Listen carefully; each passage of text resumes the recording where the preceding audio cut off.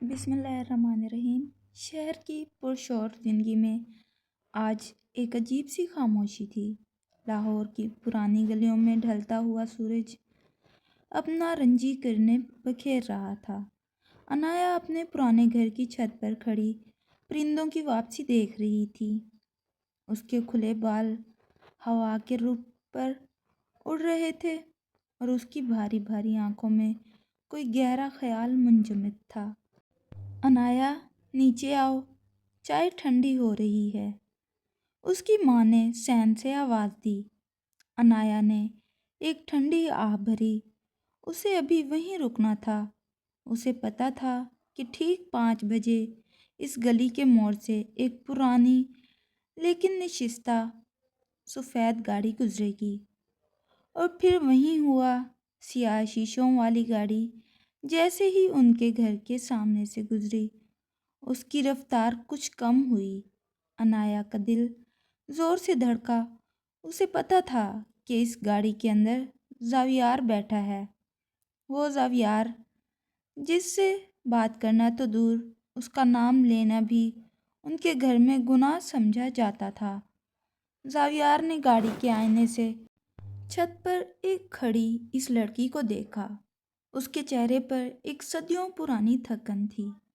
زاویار کے باپ اور عنایا کے تایا کے درمیان برسوں پرانی زمین کی دشمنی نے دونوں گھروں کے بیچ نفرت کی ایک ایسی دیوار کھڑی کر دی تھی جسے پھلانگنا کسی کے بس میں نہ تھا۔ زاویار نے گاڑی گھر سے تھوڑی دور ایک درخت کے نیچے روکی۔ اس نے اپنا فون نکالا۔ عنایا کے پاس میسج پہنچنے میں صرف چند سیکنڈ لگے۔ آج تم نے نیلے رنگ کا جوڑا پہنا ہے، یہ رنگ تم پر بہت کھلتا ہے، لیکن تمہاری آنکھوں کی اداسی کم نہیں کر پاتا۔ عنایا نے تھر تھراتے ہاتھوں سے میسج پڑھا۔ اس نے چاروں طرف دیکھا اور پھر رپلائی لکھا، آپ یہاں کیوں رکے؟ اگر کسی نے دیکھ لیا تو قیامت آ جائے گی، چلے جائیں یہاں سے۔ زاویار نے پڑھا اور مسکرایا، ایک ایسی مسکراہٹ جس میں درد چھپا تھا۔ قیامت تو تب آئے گی عنایا جب تمہاری ڈولی اس گلی سے کسی اور کے ساتھ اٹھے گی۔ جب تک میں زندہ ہوں یہ دشمنی ہمیں جدا نہیں کر سکتی۔ نیچے صحن میں عنایا کے ابو اور تایا کسی گہری گفتگو میں مصروف تھے۔ حمید، میں نے سنا ہے اس منصور کا بیٹا شہر واپس آ گیا ہے۔ تایا ہاشم کی آواز میں زہر گھلا ہوا تھا۔ جی بھائی جان، سنا ہے، بڑا پڑھ لکھ کر آیا ہے، لیکن ہمارے لیے تو وہ آج بھی اسی دشمن کا خون ہے جس نے ہماری عزت پر ہاتھ ڈالا تھا۔ عنایا کے ابو نے سختی سے کہا۔ عنایا جو سیڑھیوں سے اتر رہی تھی یہ سن کر رک گئی۔ اس کا چہرہ سفید پڑ گیا۔ وہ یہ تو جانتی تھی کہ دشمنی زمین کی ہے، لیکن عزت پر ہاتھ ڈالنے والی بات اس کے لیے نئی تھی۔ اسے احساس ہوا کہ یہ داستان صرف 2 دلوں کی نہیں بلکہ پرانے زخموں کی بھی ہے جو ابھی تک ہرے ہیں۔ اس نے تیزی سے اپنے کمرے میں جا کر دروازہ بند کر لیا۔ اس کا دل ڈوب رہا تھا۔ کیا وہ واقعی ایک ایسے شخص سے محبت کر بیٹھی تھی جس کا خاندان اس کے اپنوں کا گناہ گار تھا؟ دوسری طرف زاویار گاڑی چلا کر اپنی حویلی پہنچا جہاں اس کا باپ اس کا انتظار کر رہا تھا۔ اسے یاد دلایا گیا کہ کل اسے ایک ایسی ڈیل کرنی ہے جس میں ہاشم خاندان کو نیچا دکھانا ہے۔ زاویار نے کوئی جواب نہیں دیا۔ اس کی نظروں کے سامنے صرف عنایا کا وہ اداس چہرہ تھا جو اسے کسی بڑے طوفان کا پتہ دے رہا تھا۔ اگلی صبح عنایا کے لیے ایک ایسی وحشت ناک خبر لائی جس نے اس کے وجود کو ہلا کر رکھ دیا۔ گھر میں تایا ہاشم کے غصے سے بھرے شور نے اسے بیدار کیا۔ معلوم ہوا کہ زاویار کے والد منصور علی خان نے اس زمین پر قبضے کا دعویٰ کر دیا تھا جو عنایا کے باپ کی آخری امید تھی۔ یہ صرف زمین کا ٹکڑا نہیں تھا، بلکہ انا کی وہ جنگ تھی جس میں اب خون گرنے والا تھا۔ انایا دبے قدموں ڈرائنگ روم کے باہر آ کھڑی ہوئی، جہاں اس کے تایا بندوق صاف کر رہے تھے۔ حمید، بہت ہو گیا، اب اس منصور کا قصہ تمام کرنا پڑے گا۔ اس کا بیٹا شہر سے آ کر اب ہماری جڑوں پر کلہاڑی چلا رہا ہے۔ تایا کی آواز گرج رہی تھی۔ انایا کا دل پاش پاش ہونے لگا۔ ایک طرف وہ زاویار تھا جس کی ایک مسکراہٹ پر وہ اپنی جان وار سکتی تھی، اور دوسری طرف اس کا اپنا خون جو انتقام کی آگ میں جل رہا تھا۔ ادھر زاویار کی حویلی میں بھی ماحول کچھ مختلف نہ تھا۔ زاویار نے جب اپنے باپ کے سامنے اس دشمنی کو ختم کرنے کی بات کی تو منصور خان نے اسے ایک زوردار تھپڑ دے مارا۔ جس خاندان نے تمہاری پھوپھی کی زندگی برباد کی، تم ان سے صلح کی بھیک مانگو گے؟ زاویار، اگر تم نے دوبارہ ان کا نام لیا تو میں سمجھوں گا میرا بیٹا مر گیا۔ منصور خان کی آنکھوں میں خون اترا ہوا تھا۔ زاویار اپنے کمرے میں آیا۔ اس کا دل کسی زخمی پرندے کی طرح تڑپ رہا تھا۔ اس نے سوچا تھا کہ وہ پڑھ لکھ کر آئے گا تو ان نفرتوں کو ختم کر دے گا، لیکن یہاں تو دیواریں مزید اونچی ہو رہی تھیں۔ اس نے بے چینی میں انایا کو کال کی، لیکن فون مسلسل بند جا رہا تھا۔ اسے احساس ہوا کہ اب وقت باتوں کا نہیں بلکہ کسی بڑے فیصلے کا ہے۔ رات کے پچھلے پہر جب پورا محلہ گہری نیند میں تھا، انایا کی کھڑکی پر دستک ہوئی۔ وہ ہڑبڑا کر اٹھی۔ کھڑکی کے باہر اندھیرے میں زاویار کھڑا تھا۔ اس کا لباس مٹی سے بھرا تھا اور سانسیں اکھڑی ہوئی تھیں۔ انایا نے کانپتے ہاتھوں سے کھڑکی کھولی۔ زاویار، آپ پاگل ہو گئے ہیں؟ اگر تایا نے دیکھ لیا تو وہ آپ کو زندہ نہیں چھوڑیں گے۔ زاویار نے انایا کا ہاتھ تھاما۔ اس کی گرفت میں ایک عجیب سی شدت تھی۔ انایا، ہمارے پاس وقت نہیں ہے۔ میرے باپ نے تمہارے تایا کے خلاف وارنٹ نکلوا دیے ہیں اور تمہارے تایا نے مجھے جان سے مارنے کی قسم کھائی ہے۔ ہم اس آگ میں جل کر راکھ ہو جائیں گے۔ اس کی آواز میں وہ قرب تھا جو انایا نے پہلے کبھی نہیں سنا تھا۔ انایا کی آنکھوں سے آنسو بہنے لگے۔ تو ہم کیا کریں؟ کہاں جائیں؟ یہ زمین، یہ رشتے، یہ سب ہمیں جینے نہیں دیں گے۔ زاویار نے اسے اپنی طرف کھینچا۔ میرے ساتھ چلو، ابھی اسی وقت۔ اگر ہم آج نہیں نکلے تو کل ہم ایک دوسرے کی لاشوں پر کھڑے ہوں گے۔ انایا کی روح کانپ گئی۔ ایک طرف اس کا گھر تھا، وہ گلیاں جہاں وہ پلی بڑھی تھی، اور دوسری طرف وہ عشق تھا جو اس کی زندگی بن چکا تھا۔ اس نے پیچھے مڑ کر اپنے کمرے کو دیکھا جہاں اس کی بچپن کی یادیں بکھری پڑی تھیں۔ پھر اس نے زاویار کی ان آنکھوں میں دیکھا جن میں اس کے لیے بے پناہ محبت تھی۔ اس نے ایک لمبا سانس لیا اور زاویار کا ہاتھ مضبوطی سے تھام لیا۔ وہ دیوار پھاند کر اندھیری گلیوں میں گم ہو گئے، یہ جانتے ہوئے کہ اب ان کے پیچھے صرف موت کا رقص ہوگا اور آگے ایک ایسی منزل جس کا کوئی نشان نہیں تھا۔ جیسے ہی وہ شہر کی حدود سے باہر نکلے، دور سے پولیس کی گاڑیوں کے سائرن سنائی دینے لگے۔ انایا کا دل ڈوبنے لگا۔ اسے محسوس ہو رہا تھا کہ وہ ایک ایسے طوفان کی طرف بڑھ رہے ہیں جہاں سے واپسی کا راستہ ہمیشہ کے لیے بند ہو چکا ہے۔ کیا ان کی یہ ہجرت انہیں سکون دے پائے گی، یا یہ ان کی بربادی کا پہلا قدم تھا؟ رات کا سیاہ آنچل اب مزید گہرا ہو چکا تھا اور آسمان سے برستی بارش نے فرار کے اس راستے کو مزید کٹھن بنا دیا تھا۔ زاویار کی گاڑی کچے راستوں پر ہچکولے کھا رہی تھی، جبکہ انایا کا رخسار گاڑی کے شیشے سے ٹکا ہوا تھا۔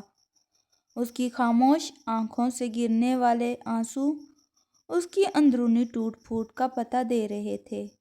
وہ جانتی تھی کہ اس نے جس دہلیز کو پار کیا ہے، وہاں اب اس کے لیے واپسی کے تمام دروازے ہمیشہ کے لیے بند ہو چکے ہیں۔ زاویار نے ایک ہاتھ سے اسٹیئرنگ تھاما ہوا تھا اور دوسرا ہاتھ انایا کے ٹھنڈے پڑتے ہاتھوں پر رکھ دیا۔ انایا، ہمت مت ہارنا۔ میں جانتا ہوں یہ سب بہت مشکل ہے، لیکن اگر ہم وہاں رہتے تو ہماری محبت کسی کی انا کے بھینٹ چڑھ جاتی۔ زاویار کی آواز میں ایک عزم تھا، مگر اس کے دل میں بھی خدشات کا ایک سمندر موجود تھا۔ وہ جانتا تھا کہ اس کے باپ منصور علی خان کی پہنچ بہت دور تک ہے اور تایا ہاشم کے کارندے اب تک پورے شہر میں پھیل چکے ہوں گے۔ ادھر حویلی میں قیامت برپا تھی۔ تایا ہاشم نے جب انایا کا خالی کمرہ دیکھا تو ان کے ہاتھ سے بندوق گرتے گرتے بچی۔ غصے اور ندامت کے ملے جلے جذبات نے ان کے چہرے کو سرخ کر دیا تھا۔ حمید، تمہاری بیٹی نے ہماری پگڑی اچھال دی۔ اس نے اس دشمن کے بیٹے کے ساتھ بھاگ کر ہماری نسلوں کی غیرت کو مٹی میں ملا دیا۔ تایا کی آواز پورے گھر میں گونج رہی تھی۔ انایا کی ماں فرش پر بیٹھی بین کر رہی تھی، مگر تایا ہاشم کے دل میں ممتا کے لیے کوئی جگہ نہیں تھی۔ انہوں نے فوراً اپنے وفادار ساتھیوں کو اکٹھا کیا اور حکم دیا، جاؤ، جہاں کہیں بھی وہ ملیں، مجھے ان کی لاشیں چاہیے، خاص طور پر اس زاویار کی جس نے میرے گھر کی عزت پر ہاتھ ڈالا۔ دوسری طرف منصور علی خان کا حال بھی مختلف نہ تھا۔ اسے جب پتہ چلا کہ زاویار اسے چھوڑ کر اسی دشمن کی بیٹی کے ساتھ نکل گیا ہے، تو اس نے اپنے تمام تر دولت اور اثر و رسوخ کو کام میں لانے کا فیصلہ کیا۔ اس نے پولیس کے اعلیٰ افسران کو فون گھمائے اور شہر کی ناکہ بندی کروا دی۔ زاویار میرا بیٹا ضرور ہے، لیکن اس نے غداری کی ہے۔ اسے ڈھونڈو اور اس لڑکی کو میرے سامنے لاؤ۔ میں اسے بتاؤں گا کہ خان کی دشمنی کیا ہوتی ہے۔ زاویار اور انایا اب شہر سے کافی دور ایک سنسان پہاڑی علاقے کے قریب پہنچ چکے تھے۔ گاڑی کا پیٹرول ختم ہونے کو تھا اور اندھیرا اتنا تھا کہ راستہ سمجھائی نہیں دے رہا تھا۔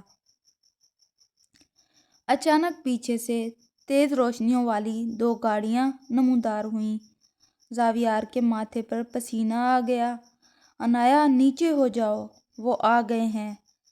زاویار نے گاڑی کی رفتار بڑھائی، مگر کچی سڑک پر گاڑی بے قابو ہونے لگی۔ پیچھے سے آنے والی گاڑیوں سے فائرنگ کی آوازیں آنے لگیں۔ ایک گولی زاویار کی گاڑی کے پچھلے شیشے کو توڑتی ہوئی نکل گئی۔ انایا کی چیخ نکل گئی، زاویار، ہمیں مار دیں گے یہ لوگ، ہمیں واپس جانا چاہیے۔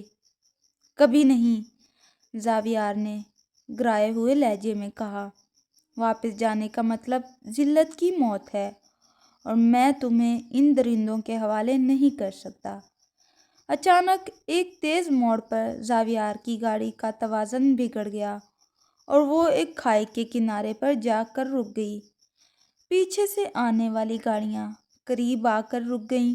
ان میں سے تایا ہاشم کے مسلح آدمی باہر نکلے، جن کی قیادت انایا کا اپنا بھائی ساحر کر رہا تھا۔ ساحر کی آنکھوں میں نفرت کی وہ آگ تھی جو برسوں کی دشمنی نے پیدا کی تھی۔ باہر نکلو زاویار، ورنہ ہم گاڑی کو آگ لگا دیں گے۔ ساحر کی آواز پہاڑوں میں گونجی۔ زاویار نے انایا کی طرف دیکھا۔ اس کا چہرہ زرد تھا، مگر اس کی آنکھوں میں اب ڈر کی جگہ ایک عجیب سا سکون تھا۔ زاویار، اگر آج ہمارا سفر یہیں ختم ہونا ہے تو مجھے کوئی دکھ نہیں، کیونکہ میں نے اپنی زندگی کے آخری لمحات تمہارے ساتھ گزارے ہیں۔ زاویار نے گاڑی کا دروازہ کھولا اور باہر نکل آیا۔ اس نے انایا کا ہاتھ تھام کر اسے بھی باہر نکالا۔ سامنے 10-12 مسلح افراد تانے کھڑے تھے۔ ساحر نے اپنی پستول زاویار کی پیشانی پر رکھ دی۔ تم نے سوچا تھا کہ تم ہاشم خاندان کی عزت لے کر بھاگ جاؤ گے اور ہم خاموش رہیں گے؟ انایا بھاگ کر اپنے بھائی اور زاویار کے درمیان آ گئی۔ بھائی، اسے چھوڑ دو، میری جان لے لو، لیکن اسے کچھ مت کہو۔ یہ دشمنی ختم کر دیں، خدا کے لیے۔ ساحر نے ایک زوردار دھکا دے کر انایا کو ایک طرف گرایا۔ تمہارا فیصلہ گھر جا کر ہوگا، پہلے اس سے سانپ کا سر کچلنا ضروری ہے۔ جیسے ہی ساحر نے ٹریگر پر انگلی دبائی، دور سے پولیس کے سائرن سنائی دیے۔ یہ شاید منصور علی خان کی بھیجی ہوئی پولیس تھی، جو اپنے وارث کو بچانے یا شاید انایا کو اٹھانے آئی تھی۔ اب وہاں 3 فریق تھے: انایا کے انتقام لینے والے رشتہ دار، زاویار کے باپ کی پولیس، اور 2 ٹوٹے ہوئے دل جو صرف جینا چاہتے تھے۔ گولیوں کی تھڑ تھڑاہٹ شروع ہوئی تو پہاڑی سلسلہ گونج اٹھا۔ زاویار نے انایا کو بچانے کے لیے اسے زمین پر لٹایا اور خود اس کے اوپر ڈھال بن گیا۔ ایک گولی زاویار کے کندھے کو چھوتی ہوئی نکل گئی۔ خون کی دھار نے انایا کے نیلے جوڑے کو سرخ کر دیا۔ انایا کی چیخوں اور بارود کے دھوئیں میں یہ واضح نہیں ہو پا رہا تھا کہ کون کس کا دشمن ہے اور کون دوست۔ اس بھیانک رات میں پہاڑوں کی اونٹ میں محبت اور نفرت کا وہ بدترین مقابلہ جاری تھا، جس کا انجام کسی کی جیت نہیں بلکہ صرف تباہی نظر آ رہا تھا۔ گولیوں کی تھر تھراہٹ اور سائرن کی آوازوں نے فضا کو ایک ہولناک قبرستان میں بدل دیا تھا۔ زاویار کے کندھے سے رستا ہوا گرم خون انایا کے ہاتھوں پر جم رہا تھا۔ انایا نے اپنی چادر پھاڑ کر زاویار کے زخم پر باندھی۔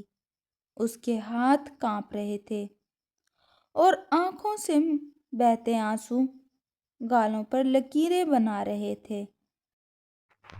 زاویار، اٹھیں، خدا کے لیے ہمت کریں، ہمیں یہاں سے نکلنا ہوگا، انایا نے اسے سہارا دیتے ہوئے کہا۔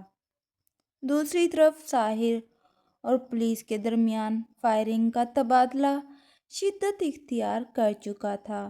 ساحر کو لگا کہ پولیس زاویار کو بچانے آئی ہے، جبکہ پولیس کا مقصد منصور خان کے حکم پر انایا کو تحویل میں لینا تھا۔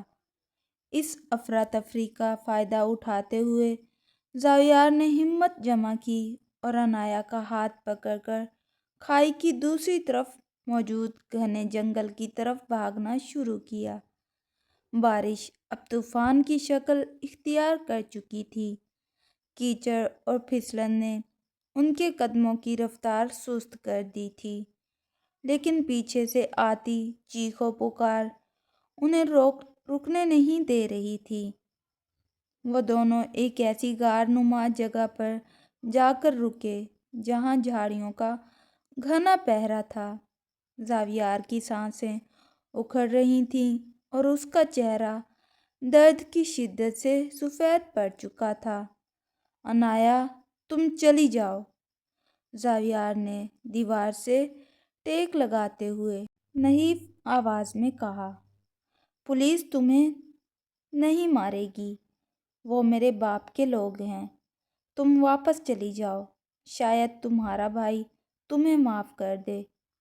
انایا نے تڑپ کر زاویار کا منہ اپنے ہاتھوں سے بند کر دیا۔ کیسی باتیں کر رہے ہیں آپ؟ جس دہلیز کو میں نے آپ کی خاطر چھوڑا، وہاں اب میرا صرف جنازہ ہی جا سکتا ہے۔ اگر جینا ہے تو ساتھ، اور اگر مرنا ہے تو پھر اس سے بہتر جگہ کوئی نہیں۔ اسی لمحے دور سے ٹارچوں کی روشنیاں غار کے قریب آتی دکھائی دیں۔ ساحر کے کارندے انہیں ڈھونڈ رہے تھے، وہ یہیں کہیں ہیں، خون کے نشان اس طرف جا رہے ہیں۔ ایک کرخت آواز سنائی دی۔ عنایا کا دل حلق میں آ گیا۔ اس نے دیکھا کہ زاویار نیم بے ہوشی کی حالت میں جا رہا تھا۔ اس نے فیصلہ کر لیا کہ اب اسے کچھ کرنا ہوگا۔ وہ خاموشی سے غار سے باہر نکلی اور مخالف سمت میں پتھر پھینک کر شور مچا دیا۔ وہ رہا، وہ بھاگ رہی ہے۔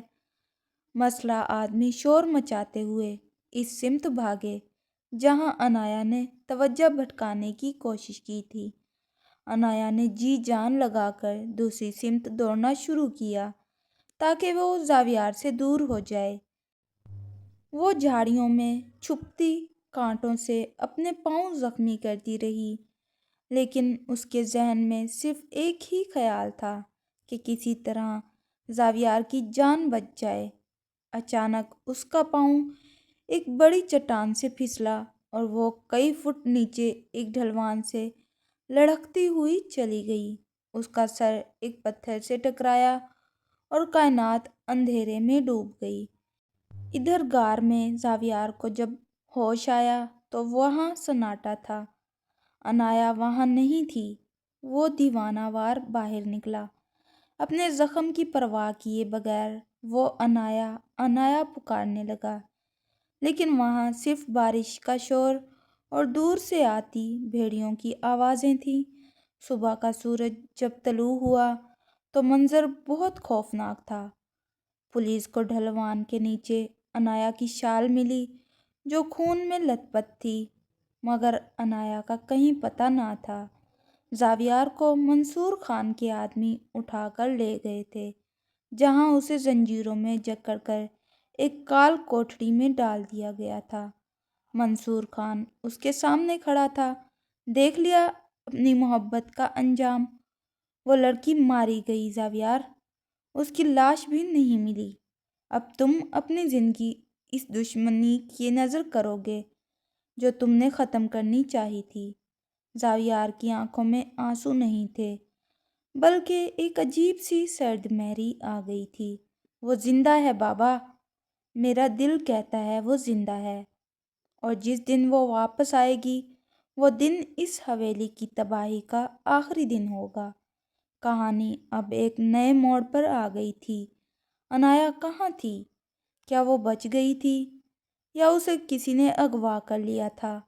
اور زاویار جو اب ایک قیدی بن چکا تھا، وہ اس قید سے نکل کر اپنی ادھوری محبت کو کیسے مکمل کرے گا؟ 3 سال بیت چکے تھے، لیکن وقت جیسے ان ادھوری لکیروں پر تھم سا گیا تھا۔ ان 3 سالوں میں بہت کچھ بدل چکا تھا۔ لاہور کی وہ پرانی گلیاں اب بھی وہیں تھیں، لیکن عنایا کی کھڑکی اب ہمیشہ بند رہتی تھی۔ زاویار کی زندگی ایک زندہ لاش کی مانند ہو چکی تھی۔ اپنے باپ کی حویلی میں وہ ایک خاموش سائے کی طرح گھومتا تھا، جس کی آنکھوں میں اب نہ کوئی خواب تھا اور نہ کوئی امید۔ منصور خان کو لگا تھا کہ عنایا کی موت کی خبر زاویار کو راہ راست پر لے آئے گی، لیکن اس خبر نے زاویار کے اندر کے انسان کو مار کر اسے ایک بے حس پتھر بنا دیا تھا۔ شہر کے دوسرے کونے میں ایک عالیشان ہسپتال کے پرائیویٹ وارڈ میں ایک لڑکی خاموشی سے کھڑکی کی باہر دیکھ رہی تھی۔ اس کے چہرے پر ایک لمبا سا نشان تھا جو اس کی پیشانی سے شروع ہو کر کمپٹی تک جاتا تھا۔ یہ اس بھیانک رات کی یادگار تھی جب وہ پہاڑی سے گری تھی۔ یہ عنایا تھی، لیکن اب وہ پرانی عنایا نہیں رہی تھی۔ اسے اس رات ایک نیک دل میاں بیوی نے بچا لیا تھا، جنہوں نے اسے اپنی بیٹی بنا کر پالا اور بیرون ملک لے گئے۔ ان 3 سالوں میں اس نے نہ صرف اپنی زندگی کی جنگ لڑی، بلکہ اپنی شخصیت کو بھی ایک نئی پہچان دی۔ اب وہ عنایا ہاشم نہیں بلکہ ایک مشہور آرکیٹیکٹ اینا بن کر پاکستان واپس آئی تھی۔ اس کی واپسی کا مقصد صرف ایک تھا، اپنے باپ اور تایا سے اپنی زندگی کا حساب لینا اور زاویار کو اس جہنم سے نکالنا جس میں وہ قید تھا۔ ایک بڑی بزنس کانفرنس میں شہر کے تمام بڑے نام اکٹھے تھے۔ منصور علی خان اپنے بیٹے زاویار کے ساتھ وہاں موجود تھا تاکہ اپنی طاقت کا مظاہرہ کر سکے۔ تایا ہاشم بھی اپنے بیٹوں کے ساتھ وہاں آئے۔ فضا میں تناؤ اتنا تھا کہ محسوس کیا جا سکتا تھا۔ اچانک ہال کے بڑے دروازے کھلے اور ایک پراعتماد باوقار خاتون اندر داخل ہوئی۔ اس نے سیاہ رنگ کا لباس پہنا تھا۔ اس کی آنکھوں میں وہ معصومیت نہیں تھی بلکہ ایک دہکتی ہوئی آگ تھی۔ پورے ہال میں سرگوشیاں شروع ہو گئیں۔ یہ کون ہے؟ زاویار جو اب تک سر جھکائے بیٹھا تھا، جیسے ہی اس نے اس عورت کی خوشبو محسوس کی اس کا دل زور سے دھڑکا۔ اس نے دھیرے سے سر اٹھایا۔ سامنے عنایا کھڑی تھی، وہ عنایا جسے سب مرا ہوا سمجھتے تھے۔ زاویار کی آنکھوں میں برسوں کا جمود ٹوٹنے لگا۔ اس کے ہاتھ کانپنے لگے، لیکن عنایا کی نظروں میں اس کے لیے کوئی نرمی نہیں تھی۔ وہ سیدھی تایا ہاشم اور منصور خان کے سامنے جا کر کھڑی ہو گئی۔ پہچانا مجھے؟ اس کی آواز میں وہ گونج تھی جس نے ہال میں موجود ہر شخص کو ساکت کر دیا۔ میں وہی عنایا ہوں جسے آپ لوگوں نے اپنی انا کی خاطر پہاڑی سے دھکا دیا تھا۔ میں وہی عزت ہوں جس کا جنازہ آپ دونوں نے مل کر نکالا تھا۔ تایا ہاشم کے ہاتھ سے تسبیح گر گئی۔ منصور خان کے چہرے کی رنگت اڑ گئی۔ تم تو مر چکی تھی، ساحر نے لڑکھڑاتی آواز میں کہا۔ عنایا تلخی سے مسکرائی۔ موت بہت آسان ہوتی ہے بھائی جان۔ میں تو اس لیے بچ گئی تاکہ آپ کو دکھا سکوں کہ جب ایک عورت اپنی مظلومیت کو طاقت بناتی ہے تو وہ کیا کر سکتی ہے۔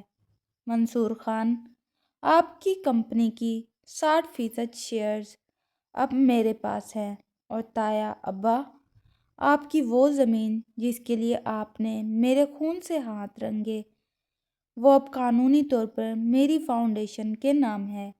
آپ لوگ اب میرے رحم و کرم پر ہیں۔ زاویار اپنی کرسی سے اٹھا اور لڑکھڑاتے قدموں سے اس کے قریب آیا۔ عنایا، اس کی آواز ایک سسکی کی طرح نکلی۔ عنایا نے مڑ کر زاویار کو دیکھا۔ اس کی آنکھوں میں ایک لمحے کے لیے وہی پرانی تڑپ جاگی، لیکن اس نے خود پر قابو پایا۔ زاویار، میں یہاں کسی محبت کی تلاش میں نہیں آئی، میں یہاں انصاف کرنے آئی ہوں۔ جن لوگوں نے ہمیں جدا کیا، میں انہیں ان کے اپنے ہی بنائے ہوئے جال میں تڑپتا دیکھنا چاہتی ہوں۔ اسی وقت ہال میں پولیس داخل ہوئی، لیکن اس بار یہ منصور خان کی پولیس نہیں تھی۔ عنایا نے پچھلے 3 سالوں میں ان تمام مجرمانہ سرگرمیوں کے ثبوت اکٹھے کیے تھے جو ان دونوں خاندانوں نے ایک دوسرے کو نیچا دکھانے کے لیے کی تھیں۔ انسپکٹر، ان لوگوں کو لے جائیے، یہ زمین کے نہیں انسانیت کے مجرم ہیں۔ منصور خان اور تایا ہاشم کو جب ہتھکڑیاں لگیں تو پورا شہر دنگ رہ گیا۔ ان کی انا، ان کی حویلیوں کا رعب سب مٹی میں مل گیا تھا۔ جب سب چلے گئے تو ہال میں صرف زاویار اور عنایا رہ گئے۔ زاویار نے ہمت کر کے اس کا ہاتھ تھامنا چاہا، لیکن عنایا پیچھے ہٹ گئی۔ زاویار، زخم بھر جاتے ہیں لیکن نشان رہ جاتے ہیں۔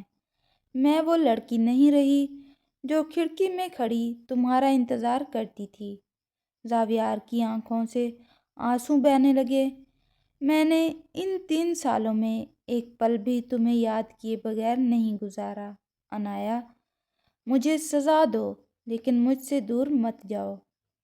انایا نے کھڑکی سے باہر چاند کو دیکھا۔ محبت کرنا آسان ہے زاویار، لیکن بھروسہ کرنا بہت مشکل۔ ہمیں اپنے زخموں کو بھرنے کے لیے وقت چاہیے۔ میں تمہیں معاف کر سکتی ہوں، لیکن دوبارہ اسی موڑ پر آنے کے لیے مجھے پھر سے خود کو ڈھونڈنا ہوگا۔ وہ حال سے باہر نکل گئی، اپنی گاڑی میں بیٹھ کر اندھیرے میں غائب ہو گئی۔ زاویار وہیں کھڑا رہا، لیکن اس بار اس کی آنکھوں میں مایوسی نہیں تھی، بلکہ ایک عہد تھا۔ اسے پتا تھا کہ انایا زندہ ہے، اور اسے یہ بھی پتا تھا کہ اب اسے اپنی محبت کو دوبارہ پانے کے لیے ان تمام کانٹوں کو چننا ہوگا جو اس کے خاندان نے بچھائے تھے۔ رات گہری ہو رہی تھی، لیکن اس بار یہ رات کسی کے فرار کی نہیں، بلکہ ایک نئے آغاز کی گواہ تھی۔ انایا کے جانے کے بعد زاویار نے ایک لمحہ بھی ضائع نہیں کیا۔ اس نے تہیہ کر لیا تھا کہ وہ اپنی زندگی کے باقی ایام اس عورت کے نام کر دے گا جس نے اس کے لیے موت کی وادی تک کا سفر طے کیا تھا۔ اس نے اپنے باپ کی حویلی کے دروازے ہمیشہ کے لیے بند کر دیے اور تمام جائیداد فلاحی کاموں کے لیے وقف کر دی۔ وہ اب وہ خان زادہ نہیں تھا، بلکہ ایک عام انسان تھا جو اپنی محبت کی دہلیز پر توبہ کے پھول لے کر آیا تھا۔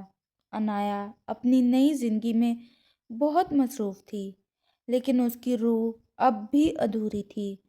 وہ شہر کے مضافات میں ایک پرانے قلعے کی مرمت کے پروجیکٹ پر کام کر رہی تھی۔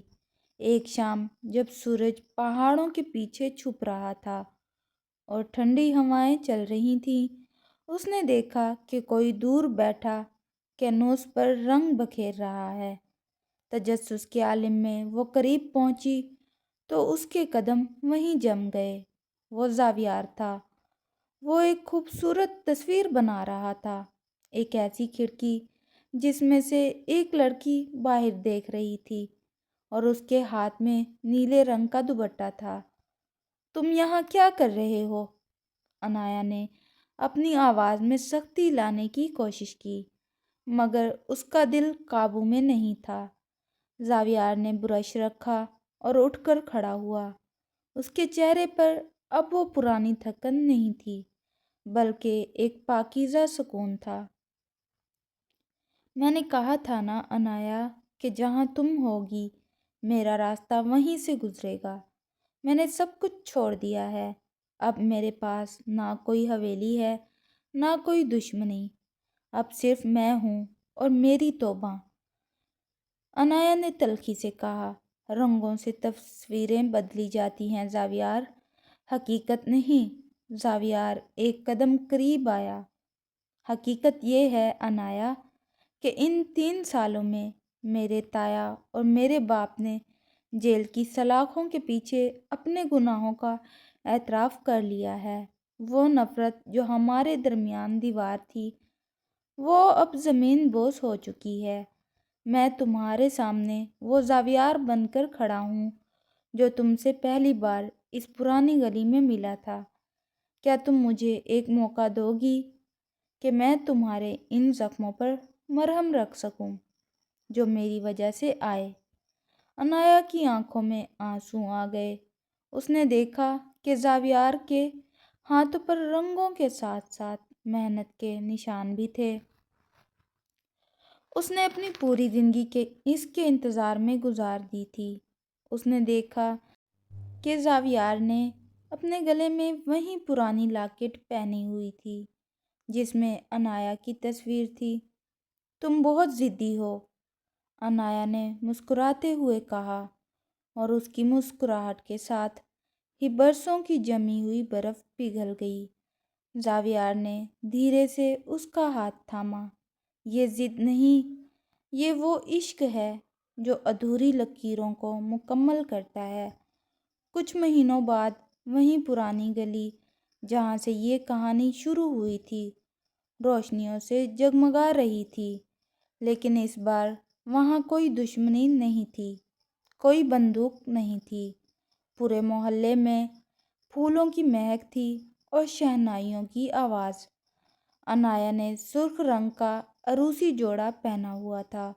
اس کے چہرے پر موجود وہ نشان اب اس کی کمزوری نہیں بلکہ اس کی جیت کا تمغہ تھا۔ زاویار جب بارات لے کر پہنچا تو انایا کے باپ حمید صاحب نے خود آگے بڑھ کر اس کا استقبال کیا۔ ان کی آنکھوں میں ندامت کے آنسو تھے اور دل میں سکون۔ انہوں نے اپنی بیٹی کا ہاتھ زاویار کے ہاتھ میں دیتے ہوئے کہا، بیٹا، میں نے بہت دیر کر دی تم دونوں کو سمجھنے میں، لیکن آج مجھے خوشی ہے کہ محبت جیت گئی اور نفرت ہار گئی۔ نکاح کے بعد جب زاویار اور انایا اپنے نئے گھر کی طرف روانہ ہوئے تو وہیں بارش دوبارہ شروع ہو گئی، وہیں رمجھم جو ان کی پہلی ملاقات کی گواہ تھی۔ زاویار نے انایا کے سر پر پیار دیا اور سرگوشی کی، دیکھو انایا، آج بارش نے ہماری ماضی کے تمام داغ دھو دیے ہیں۔ اب ہماری کہانی کی لکیریں کبھی ادھوری نہیں رہیں گی۔ انایا نے اس کے کندھے پر سر رکھا اور کھڑکی سے باہر دیکھا۔ اب اسے کسی چھت پر کھڑے ہو کر چھپ کر دیکھنے کی ضرورت نہیں تھی۔ اب وہ اس کے ساتھ تھی، اس کی اپنی دنیا میں جہاں صرف سکون، پیار اور ایک دائمی خوشی تھی۔ یہ ان دو دلوں کی فتح تھی جنہوں نے زمانے کی تلخیوں کو اپنی محبت کی مٹھاس سے بدل دیا تھا۔ ادھوری لکیریں اب ایک مکمل اور خوبصورت داستان بن چکی تھیں۔